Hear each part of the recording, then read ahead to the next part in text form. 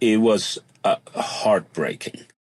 That's Dr. Farouq Samim, recalling what it was like to watch the Taliban take Kabul, Afghanistan, on August 15th, 2021. It was so disappointing for me, witnessing that beautiful democracy, that beautiful freedom. We lost it in one moment. Now, can you imagine how heartbreaking it was for me? I cried. It was a very, very difficult moment for me to see the country, my country of origin, the country that I was born, was going back in the hands of Taliban, and I was so disappointed. Farouq is trained as a medical doctor, but then he changed careers and became a journalist. This was years before 2021. It was around the time Western forces took control of Afghanistan, pushing out the Taliban. And it was during that time that Farouq worked as a fixer. So a fixer has a very, very important role.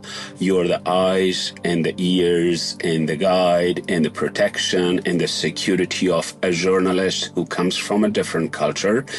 I worked as a fixer and a local stringer or reporter for the Chicago Tribune before I came to Canada. Farouq came to Canada many years before the Taliban regained power in 2021. But some of his family was still in Afghanistan, and they were at risk of being targeted by the Taliban because of Farouq's work as a fixer. And so he knew he needed to get them out of the country fast, but he needed help. The help came in the form of two partners at the law firm Gowling WLG in Ottawa. Their names are Louis Reddick and Jacques Shore. It's as if everything stopped. That's Jacques. Look, it was very evident to me in the first phone call that I had with Farouq, just the incredible consternation, the pain, the absolute horror that was basically within him as he was watching what was happening in Kabul and in Afghanistan. And this pulled me in, and it was evident how quickly it pulled in, Louis Reddick as well. I mean, here we are trying to be the fixer for the fixer. We really needed to help. We needed to do what we do to fix this situation. And that was our mission. Jacques and Louis are not immigration lawyers. They specialize in regulatory, administrative, and commercial law. But that didn't stop them from teaming up with Farouq and launching a mission called Operation Abraham. As soon as I call upon them, they listen to my pleas. They put their sleeves up. And at that difficult moment, I found the right people, and they helped me the best they could. Their goal was to rescue as many Afghans being targeted by the Taliban as possible, because it was a matter of life and death. The Globe's international affairs reporter, Janice Dickson, spoke to Farouq, Jacques, and Louis, and many others, to get the inside story of Operation Abraham. She's here today to explain how they managed to save more than 1,500 Afghans against all odds. I'm Menaka Raman-Wilms, and this is The Decibel from the Globe and Mail.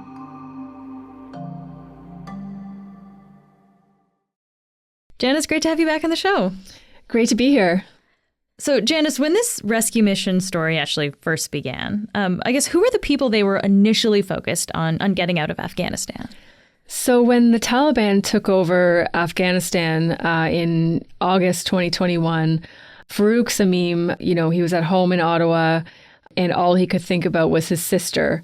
And he had actually told me that his parents told him, look after your sister Shahnaz. And so he had been trying to bring her to Canada. And when the Taliban took over, he said to a friend of his, I need to get my sister out. So he started with his sister, and then he added to his immediate list 4 relatives through marriage, One of them worked at Afghanistan's presidential palace and was very much connected with the former Afghan government. And so he was in danger. His immediate relatives were in danger. And so that was Farouq's priority off the top. And I guess all of them, but especially his sister, may also be in danger because of Farouq's role and who he is. Exactly. Yes, that's right. One of his nephews that actually went to the airport because he was so desperate to escape. He was an interpreter for NATO. He had been threatened by the Taliban before. There was a lot of chaos unfolding around the airport, and ultimately there was an attack, and he was killed in that attack at the airport. So Farouq ended up connecting with these two lawyers, Louis Reddick and Jacques Shore. Janice, who did they reach out to originally when they started their work to try and rescue people in Afghanistan? So they were reaching out to officials, anyone who might be able to help them, and ministers' staff. And Jacques quickly got on the phone, got writing emails to bureaucrats, officials, and really they weren't getting any kind of positive responses. They were saying, look, this is who Farouq is. This is his story. This is the circumstances that his relatives are in, and they desperately need help and they need to come to Canada. And they weren't getting any positive responses. So I must tell you, and I'm not a naive person, but let me just say, I thought this would not be a difficult thing. I thought that we would very quickly be able to address this because clearly, the moment someone understands the kind of risk that Farouq's family was in, I thought this would be not difficult at all. Day 2, day 3, day 4, day 5, and oh my God, like what's going on here? At the beginning, it was very, very difficult. And you know what made me hopeful and encouraged me? It was Jacques who told me, Jacques and Louis, Farouq, we're getting these answers, these no answers, but you know what? No is the beginning of a negotiation for a lawyer. And through this work, they were bumping into other groups that were also working on evacuations. And so that's how they learned ultimately about a pair of planes that were at Mazar Sharif airport, which is in northern Afghanistan. And so Farouq's relatives and some of his former colleagues from the Chicago Tribune, they could get on these planes, but Operation Abraham would have to come up with $1 million to pay for half the planes. Wow. It was insanely stressful at the moment because how do you come up with that kind of money that quickly? It was, time was really of the essence. But they were able to do it thanks to American donors who said, we will give you this money, but it has to be confidential. Wow. Okay. And so once they had that money, could they then get the people on those planes out of Afghanistan? So first they had to arrange for Farouq's relatives, but also hundreds of people that would be on the planes to actually get to where the planes were about to take off. Oh. And Farouq actually became the main contact for all of these people because, he spoke their language and they were terrified. They were on these buses traveling, 10 hours from Kabul to Mazar Sharif. And so he was, offering them support and telling them it's going to be okay. I'm on the other end. Arranging these buses to go from Kabul to the airport was like a huge feat in its own, trying to keep all these people safe. And then at the same time, Jacques was writing emails to ambassadors of different countries, Canadian officials, saying, we've got these 2 planes with hundreds of Afghans on board that need to be rescued. And 5 of them are Farouq's relatives, but we need somewhere for them to land. The passengers ultimately flew from Afghanistan to Qatar about 3 weeks after that bus journey. And then they made it to a U.S. air base there. So that's kind of the initial group, Janice, that they wanted to get out of Afghanistan. What did Farouq and Jacques Shore and Louis Reddick, what did they do after that? So while they were working on the planes, and I suppose while the planes were pretty much set, they were hearing about other people who needed help. Never did anyone ever say, no, we can't do this. And it just grew for us to realize that we are on a mission. And so how does that work? Like logistically, what do they need to do in order to get those people out of the country?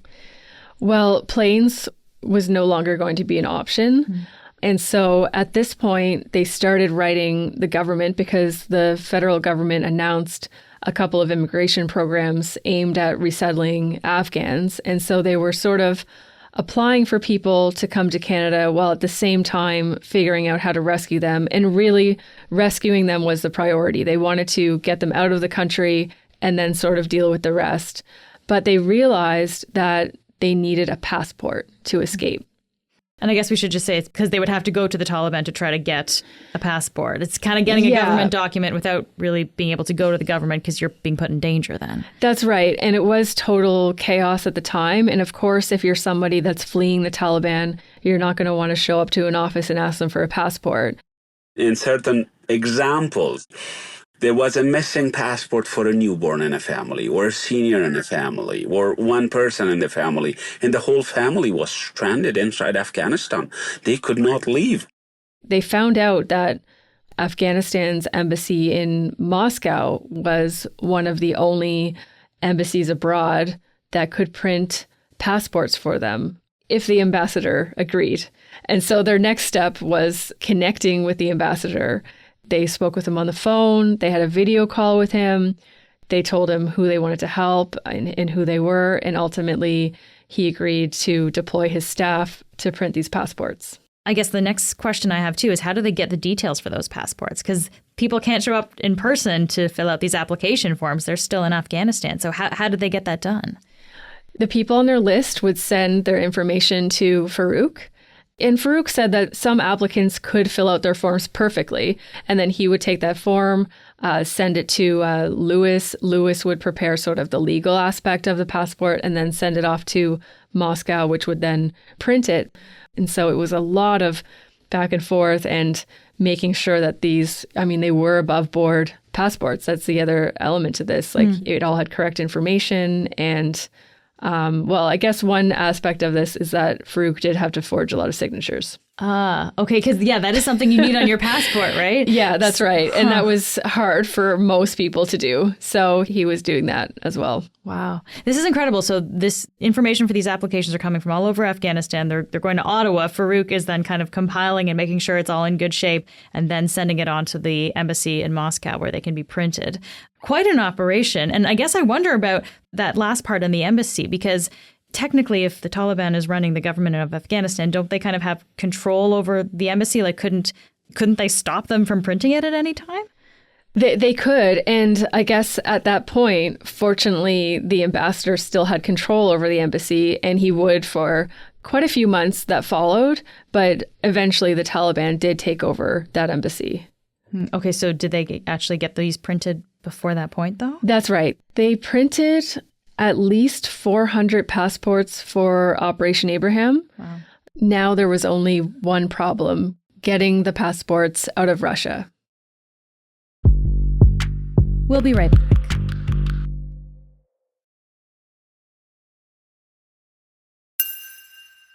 Okay, so in a way to recap a little bit here, Janice, Operation Abraham has already done a lot at this point, right? They managed to get 2 chartered planes out of Afghanistan.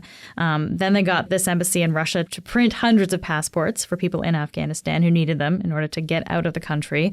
I guess the next big hurdle then is how do they actually get those passports from Moscow into Afghanistan?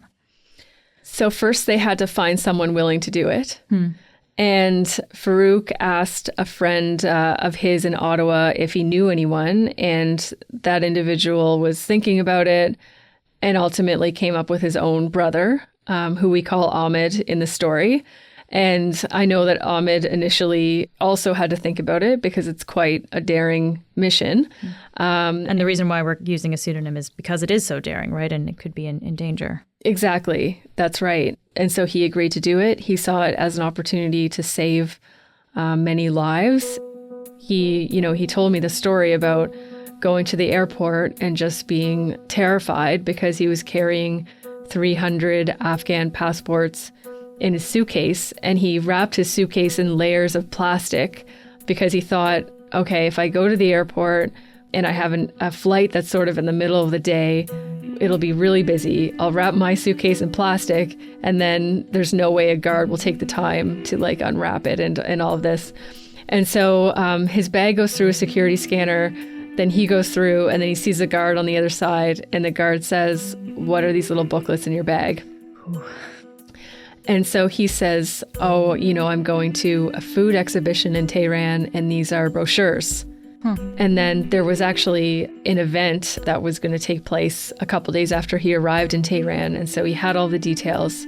He was fully prepared, and the guard waved him through, and his bag was checked all the way. And so he started texting Louis and Farouq that he had made it, and he was keeping them in the loop the whole time. And I followed them. I asked them to share their live locations with me. And I did not go to sleep until I could hear that the people were safe and the passports were safe. And every moment of it was an adventure, a dangerous thing for those heroes to do. And I was so scared every moment of it. Wow, that's incredible. So he gets through the airport scanner. The bag then is in Tehran with all the passports. What happens next? How do we get from Tehran and then, I guess, into Afghanistan? So he goes to a hotel that night, and the next day he had a friend swing by and pick him up. He hid the passports under the back seat, and then they drive basically a full day to reach the border. And then the next day he has to find a truck driver to actually bring them across. And then he tapped into his network and found someone that he knew that could take them across. Okay. So where did the passports go after that? The passports just make it across the border to Herat. Farouq finds someone through actually the same friend in Ottawa to arrange someone to pick up the passports, bring them home. And so this man picks them up, brings them home, and then Farouq arranges another contact to pick them up and get them on a bus to Kabul. Okay, so then they're in Kabul. Then who picks them up next? So Farouq's nephew and his wife, who was pregnant at the time, picked up the passports. Their names are Naweed and Nilab. And Nilab had told Naweed, I'll go with you to pick up the passports, because if there's a woman in the car, it'll be less likely that the car will be searched. Their first Taliban checkpoint was like 15 minutes from their home, and they were terrified. But they said that they were going to pick up some food and go to a warehouse area, sort of like a shopping area, and they were waved through. And then Naweed told me that he was just terrified to meet this bus driver who's picking up the passports, because just nobody trusts anyone in this situation. It's like, they're dealing with a package that if they were found out, they could be killed. And so could all of the people the passports belong to. And so he was trembling. He said when he saw the guy, he could see that he was terrified.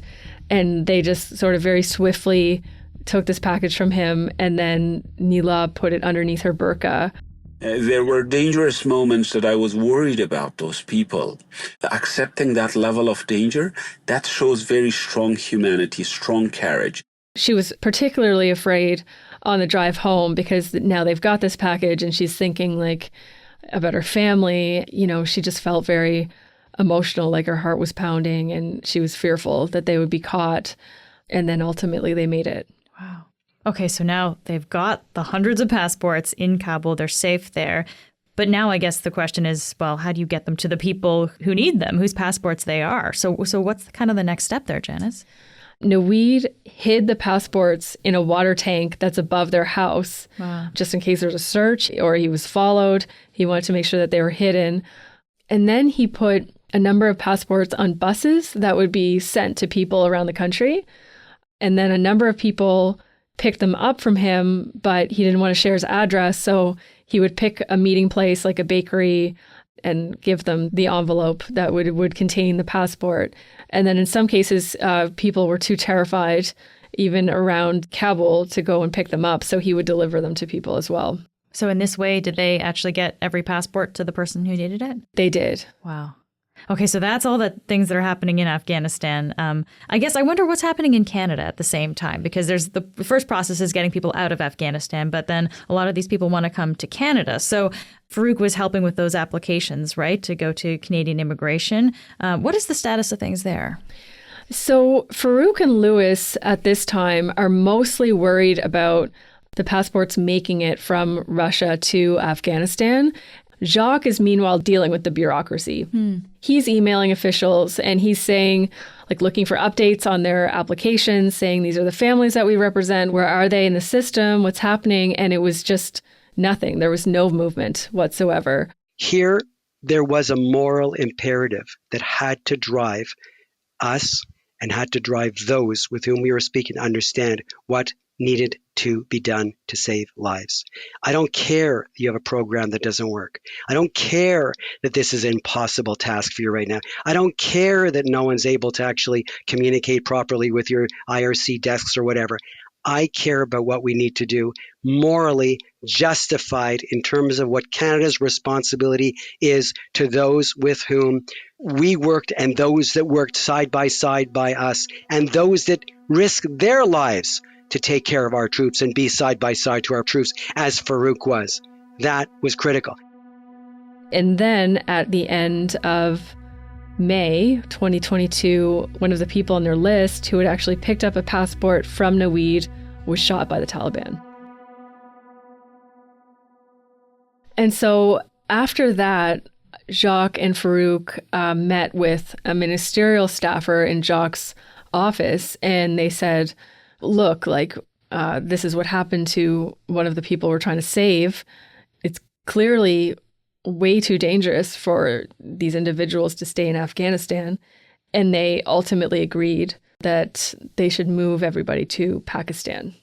Okay, so then did a number of people actually cross the border then and they were waiting in Pakistan then for things to happen? They did. And it didn't happen instantly. I know from meeting a number of these families in Pakistan that a number of them arrived in June. So not too long after this individual was killed did they make it there. But of course, that's a whole other component that they had to worry about arranging and getting people out of the country safely. Now, these families were sent to rooms and, places that Operation Abraham could try to help support them. But of course, you're talking about a lot of families and quite a few people. I met these families there, and so I saw that the conditions that they're living in, and it was very dire for all of them. There was a moment also where I literally broke down when we had to explain that we don't have enough food in Pakistan for the families. The mothers had to actually dilute their formula for their babies. They had to decide which child was going to eat, which child would not have food that day, or who would have the smallest portion. Eventually, did some of them who wanted to come to Canada, did they end up coming here? In March 2023, Nilab and Naweed made it to Canada and they came with their baby Joseph. And following that, there were a number of cases that were stalled. And that's where I was going through a number of emails that showed mostly Jacques at this point really urging officials, like, people have been there for nearly a whole year. And in fact, some actually made it even later than that. Like, they were there in Pakistan for so long. In the end, how many people did Operation Abraham actually rescue? So they estimate that they've rescued more than 1,500 people. Operation Abraham saved some amazing lives. That could be a great contribution to our diversity in Canada. Our children are, Operation Abraham children are going to school. Women are going to school to learn English. People are working and already paying for their life, and they are so grateful to the country of Canada. These are the beautiful stories of Operation Abraham, just a tiny but mighty group. And do we know why this group ended up calling their work Operation Abraham? Jacques said that when they had this extremely daunting task of coming up with $1 million very quickly, he was on a conference call with others involved and was sort of saying, how do we get into this? This is such an enormous challenge. And he said, it's because of Abraham. And Abraham was the patriarch of Christianity, Judaism, and Islam. This interfaithness is a good example of the kind of cohesion between diversities in the world that we need. Jacques and Louis both had family members who survived the Holocaust. And so, I know Jacques described it once as feeling like it was in his DNA to try and save people and embark on this. These were Jews helping Muslims. And that's very much also what this story is about. And it was in the context of the spirit and the principle of tikkun olam, which is a Hebrew word which means to repair the world. There was an obligation, there was a responsibility to do whatever we could in any event to help Farouq and do what we could to save these lives. Just lastly here, Janice, now that they've gotten all these people to safety and their story is out there, I guess I'm wondering how they feel, how Farouq and Jacques and Louis, how are they feeling about all of this?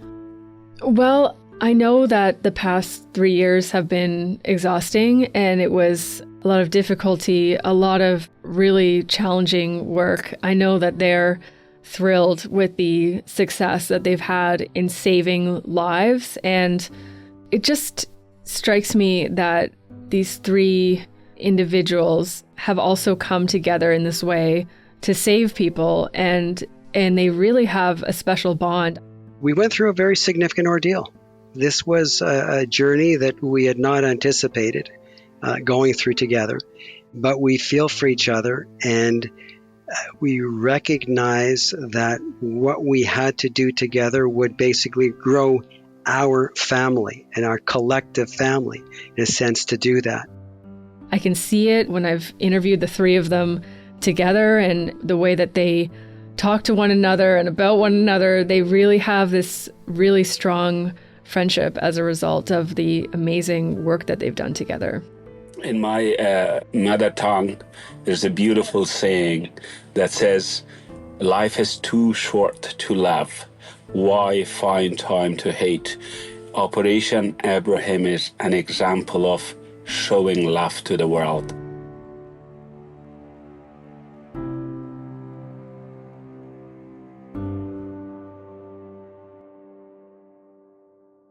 Janice, this is such an incredible story. Thank you so much for your reporting and for being here today. Thanks so much for having me.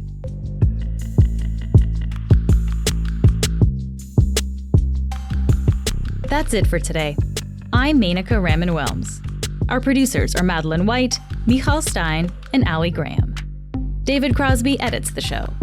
Adrian Chung is our senior producer, and Matt Frainer is our managing editor. Thanks so much for listening, and I'll talk to you soon.